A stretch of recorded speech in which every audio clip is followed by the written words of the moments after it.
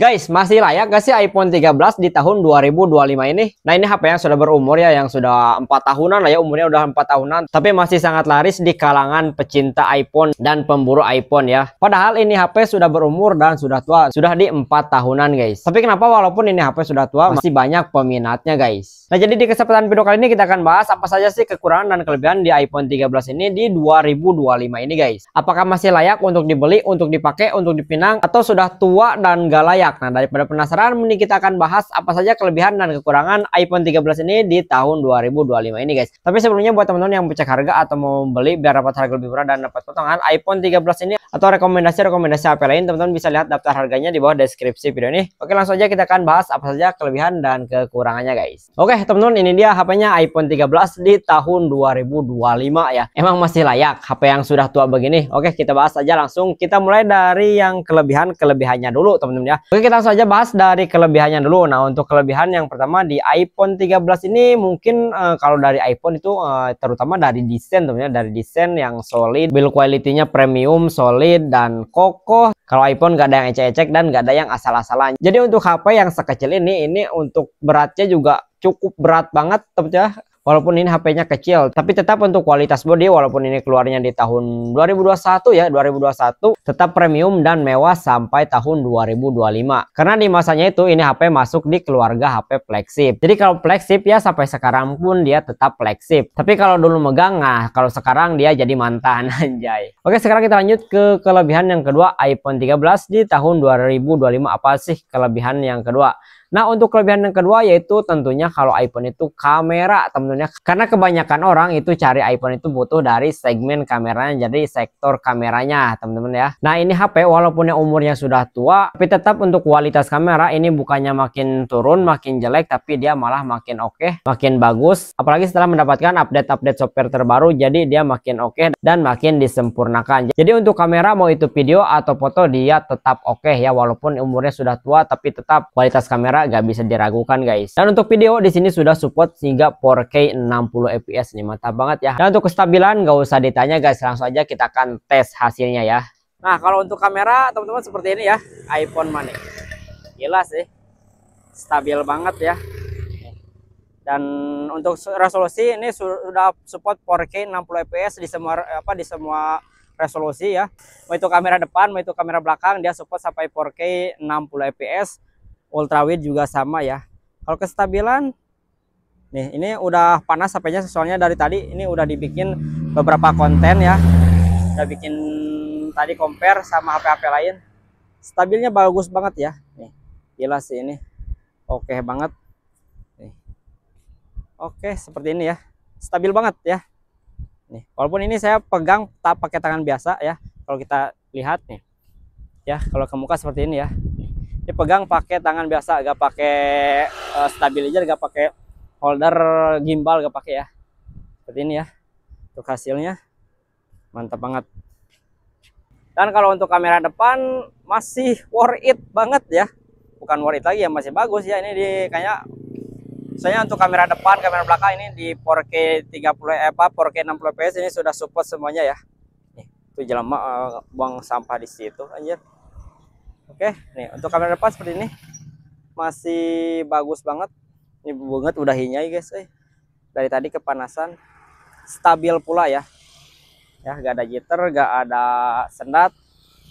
Pokoknya kalau untuk kamera mah ya worth it banget, walaupun HP-nya udah tua, tapi tetap bagus ya guys. Oke, untuk kelebihan yang ketiga yaitu kamera ultrawide 0,5 temen-temen ya nih. Kalau rata-rata Android itu sekarang kebanyakan ultrawide-nya itu di 0,6.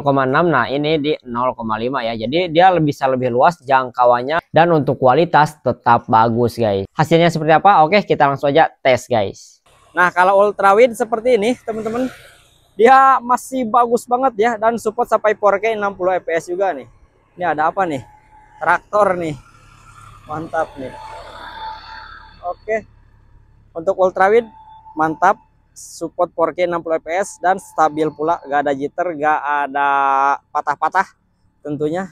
Wow, mantap ya nih. Ultrawide-nya keren banget nih. Kalau kita guncang-guncang dia tetap stabil parah sih.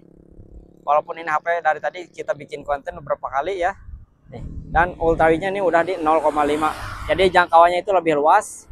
Kalau ke muka seperti ini nih, kamera ultrawid ya guys. Gandeng aja. Seperti ini ya kalau ke muka.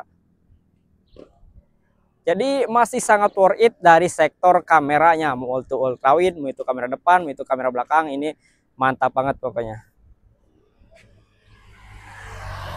Nah, jadi seperti itu ya untuk kamera ultrawidnya, cukup bagus dan masih sempurna teman-teman ya, walaupun ini HP sudah tua ya. Oke, untuk kelebihan yang keempat yaitu dari segi harga teman-teman ya. Kalau dulu di atas 10 juta, nah sekarang udah terjangkau banget teman-teman ya. Nah, sekarang untuk mendapatkan iPhone 13 ini teman-teman cukup di kisaran harga 8 jutaan. Bahkan kalau teman-teman belinya online itu dapat di 7,6, 7,7 itu sudah dapat iPhone 13 yang original garansi resmi ya. Dan tentunya HP-nya baru, bukan bekas, bukan second. Nah, jadi saran saya daripada iPhone 11 atau iPhone XR, mending sekalian aja nambah dikit ke iPhone 13 yang masih performanya masih bagus, kameranya lebih oke, baterainya juga lebih awet teman-teman ya. Nah, untuk kelebihan yang kelima dari segi chipset dan performa masih oke guys ya. Karena untuk chipset di si iPhone 13 ini menggunakan A15 Bionic yang masih bagus, masih oke di tahun-tahun 2025. Belum ketinggalan banget dan performa juga masih bisa ngebut guys. Oke, sekarang kita lanjut ke kelebihan yang keenam. Nah, untuk kelebihan yang keenam yaitu update software yang masih dapat dan masih panjang juga. Dan sekarang juga kalau teman-teman beli baru itu langsung di iOS 18.5 ya. Yang sebelumnya di iOS 15 sekarang sudah di 18.5. Dan untuk kabarnya si iPhone 13 ini dapat update software hingga 2027 sampai iOS 20 guys. Jadi cukup masih panjang teman-teman, tenang aja. Oke, untuk yang ketujuh yaitu dari segi baterai di iPhone 13 ini masih oke teman-teman ya.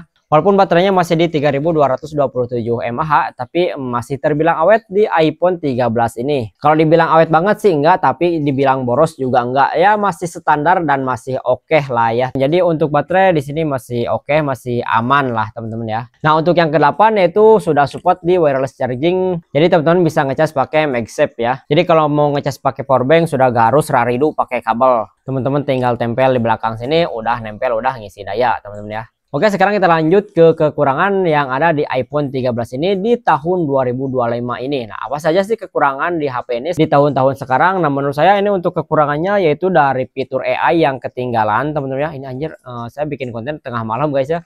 Karena tadi siang udah tidur, jadi sekarang nggak ngantuk daripada scroll-scroll gak jelas. Ya udahlah, bikinin konten aja. Tadinya mau besok, tapi daripada goler tepara rubuh ya gak jelas, mending ya udah bikin konten aja. Oke, kita lanjut lagi ya. Untuk kekurangan yang pertama yaitu dari fitur AI yang udah ketinggalan teman-teman. Dan di tahun-tahun ini 2025 sekarang ini AI itu lagi hot banget, lagi panas banget, lagi rame banget. Sedangkan di si iPhone 13 ini untuk fitur AI-nya itu masih ketinggalan, walaupun sudah ada update beberapa fitur terbaru, tapi tetap masih terbatas teman-teman. Apalagi kalau kita bandingkan dengan Android sekarang, wah udah jauh banget ketinggalannya ya kalau dari segi fitur AI-nya. Nah, untuk kekurangan yang kedua yaitu dari chargernya yang masih di 20 watt. Jadi ya kalau teman-teman mau ngecas ya sabar-sabar aja. Ini gak bisa dicepat-cepat, gak bisa diburu-buru. Apalagi buat teman-teman yang sudah terbiasa dengan Android sekarang yang sudah 90 watt, 120 watt, yang ngecasnya cuma di 30 menit, 35 menit. Terus pakai charger yang 20 watt seperti iPhone 13 ini. Wah, udah kesel banget guys ya. Jadi untuk ngecasnya masih lama banget. Untuk kekurangan yang ketiga dari ukuran yang terlalu kecil. Tapi ini selera sih teman-teman.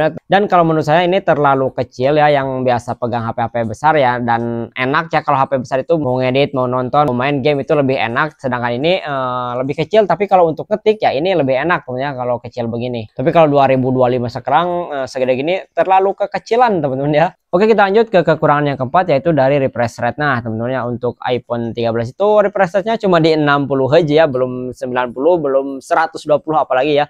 Karena untuk iPhone itu enggak tahu kenapa itu ke refresh rate layar itu paling anti ya, paling anti ditaikin, paling anti ditinggiin dia rata-rata di 60 Hz ya. Oke, untuk kekurangan yang kelima ini nih yang paling harus dipertimbangkan teman-teman. Nah, untuk yang kelima itu RAM dan memorinya yang kecil di tahun 2025 ini.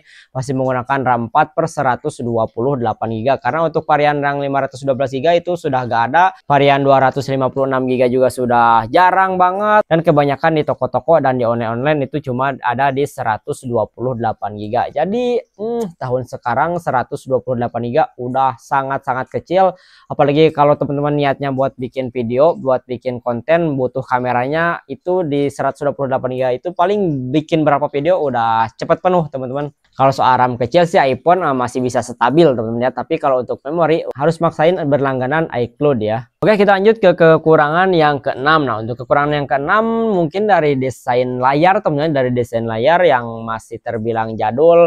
Untuk poninya juga masih pakai poni yang jadul seperti Oppo A3s ya. Waktu itu pas tahun-tahun 2021 itu poni-poni lebar seperti ini ya yang zamannya, tapi sekarang udah pada di tengah teman-teman ya. Jadi kalau dipakai di 2025 ini kurang keren aja gitu teman-teman ya. Dari bezelan masih tebal, dari poni juga masih besar banget. Jadi untuk desain layar kelihatan masih HP jadul. Oke, kita lanjut ke kekurangan yang ketujuh. Untuk kekurangan yang ketujuh, teman-teman pastilah ya 90% harus berlangganan iCloud teman-teman ya.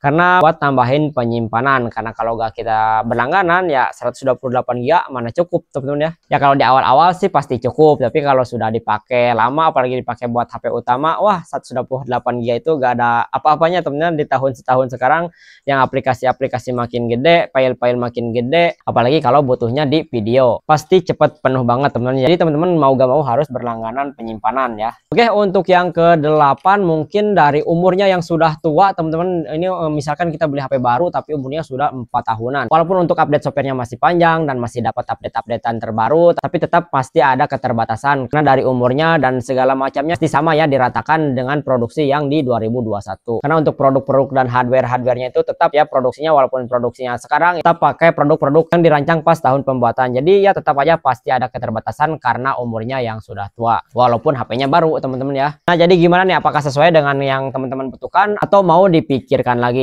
Tapi kalau ditanya masih worth it gak, menurut saya masih worth it banget, apalagi di sekarang harganya sudah di kisaran 7-8 jutaan, itu harga baru. Yang penting teman-teman mau modal aja buat berlangganan penyimpanannya, itu aja sih udah cukup sih. Dan mungkin dari fitur-fitur AI yang masih ketinggalan. Jadi itu dia kekurangan yang sangat besarnya. Oke, jadi seperti itu. Gimana menurut teman-teman? Jika ada pendapat lain atau ada tambahan, teman-teman bisa komen di bawah video ini. Terima kasih telah menonton. Jika videonya bermanfaat, tolong minta supportnya. Satu kali klik aja tombol subscribe-nya. Jika ada pertanyaan dan mau sharing-sharing, boleh banget komen di bawah video ini. Terima kasih. Bye-bye.